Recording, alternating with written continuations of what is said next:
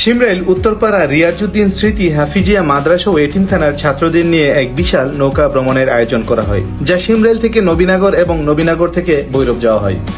গত বুধবার ভোর 6টার সময় মাদ্রাসা প্রাঙ্গণ থেকে সকল ছাত্রদের নিয়ে নৌকায় যাওয়া হয়। নৌকাতে আমরা সকালের রান্না এবং দুপুরের রান্না করব বলে রান্না করার সকল আয়োজন নিয়ে নৌকাতে উঠি।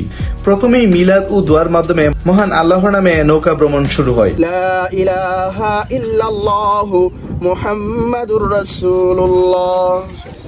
চলতে চলতে আমরা শিমরেল বিল থেকে বুড়ি নদী ধরে নবীনগরের পথে নৌকা চলতে থাকে।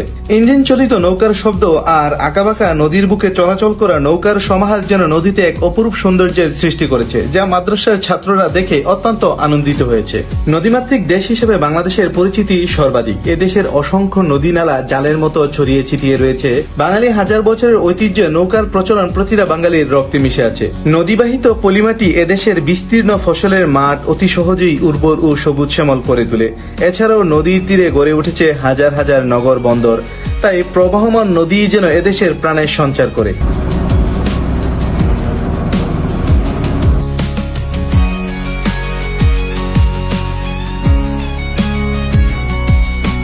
দেখতে দেখতে চলে আসলাম নবীনগর। ইতিমধ্যে আমাদের সকালের নাস্তা গরুর মাংসের বোনা খিচুড়ি রান্না শেষ। আমরা নবীনগর নৌকাঘাটে সকালের খাবার খাই। আমরা আসলে সকালে নাস্তা করছি, এখন সকালের খাবার। এই খিচুড়ি কেমন হয়েছে? কি মিয়া আপনি হুজুর, আপনি বলবেন যে মাশাআল্লাহ খুব মজা হয়েছে। আপনি কি কর না কর, হ্যাঁ মজা হইলে ঠিক আছে। আপনার কাছে কেমন লাগে? ভালো হয়েছে, ওকে। এবং নবীনগর লঞ্চঘাটের সৌন্দর্য উপভোগ করি।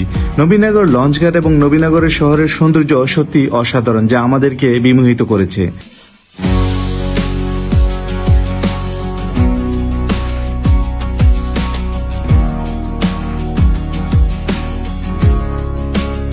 আমরা নবীনগর নৌকাঘাটে সকালের খাবার খেয়ে এখানকার সৌন্দর্য উপভোগ করে রওনা দিই ভৈরবের উদ্দেশ্যে। আমরা তিতাস নদীর মনোমুগ্ধকর সৌন্দর্য দেখতে দেখতে অতিক্রম করে মেঘনা নদী দিয়ে যাত্রা শুরু করি।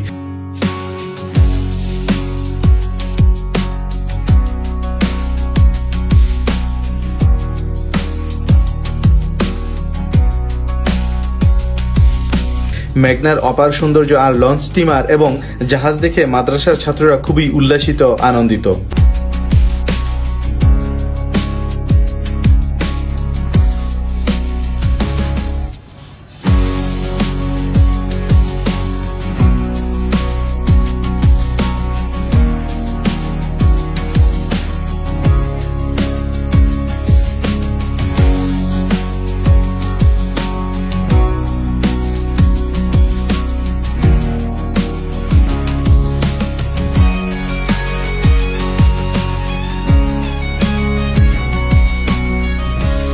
বাদাম আর পেয়ারার ভর্তা খেতে খেতে আমরা ভৈরবের কাছাকাছি চলে আসি। ভৈরবের কাছাকাছি আসা মাত্রই চোখে পড়ল সিমেন্ট ফ্যাক্টরি, বাংলাদেশের বৃহৎ ও প্রথম সার ফ্যাক্টরি। ভৈরব আশুগঞ্জ শহরের চিত্র এবং মেঘনা সেতু, যা দেখে মাদ্রাসার ছাত্ররা আনন্দে উল্লাসিত হয়েছে।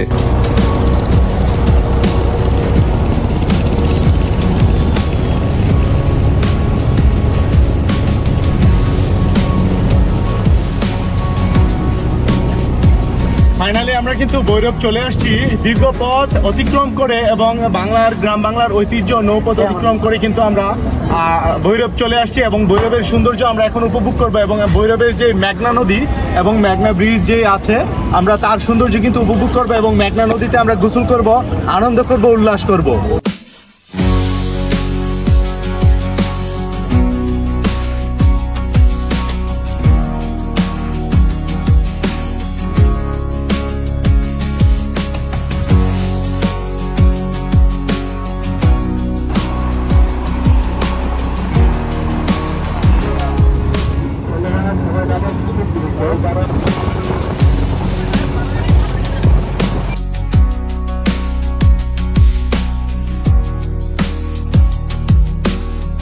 এখানকার সৌন্দর্য উপভোগের পর আমরা একটি চরে যাই এবং ছাত্রদের ফুটবল খেলার আয়োজন করা হয়।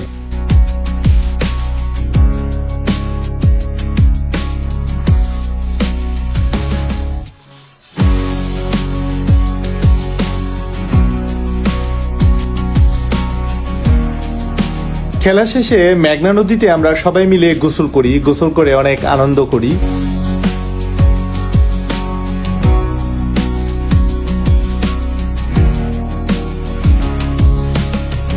গোসল শেষে জোহরের নামাজ আদায় করি।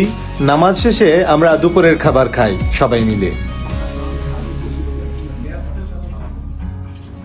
এখন আমরা দুপুরের খাবার খাচ্ছি।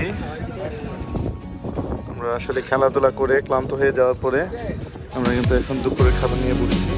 দুপুরের খাবার শেষে আমরা বাড়ির উদ্দেশ্যে রওনা দিই। সত্যি এই নৌকা ভ্রমণটি ছিল অত্যন্ত আনন্দদায়ক ও স্মরণীয়। সর্বোপরি এই নৌকা ভ্রমণটি অসাধারণ ছিল, যা মাদ্রাসার ছাত্রদের অত্যন্ত আনন্দিত করেছে।